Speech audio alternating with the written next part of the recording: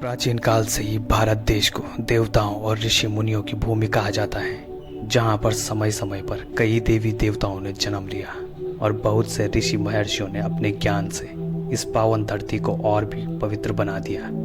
इसी तरह एक पवित्र स्थान था देवभूमि उत्तराखंड में, जिसका नाम था कण्वाश्रम,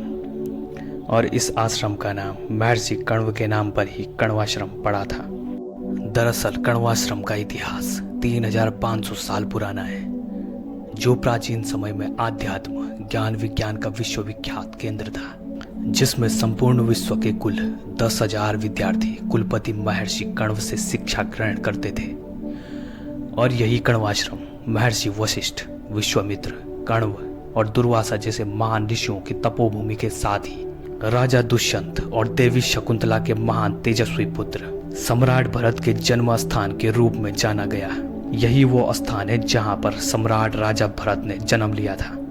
और जिनके नाम पर आगे चलकर हमारे देश का नाम भारत पड़ा। साथ ही कण्वाश्रम में ही महाकवि कालिदास द्वारा रचित प्रसिद्ध ग्रंथ अभिज्ञान शाकुंतलम की रचना भी की गई थी। वैदिक काल से ही कण्वाश्रम ऋषि वशिष्ठ और महर्षि कण्व का आश्रम हुआ करता था,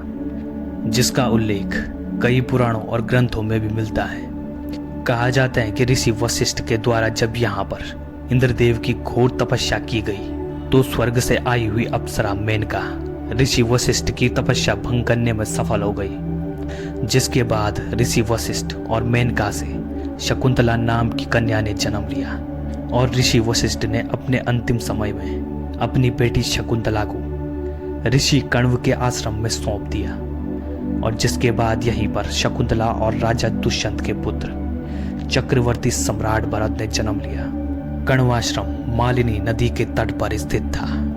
और कण्वाश्रम का वर्णन भारत के प्राचीन ग्रंथों, पुराणों,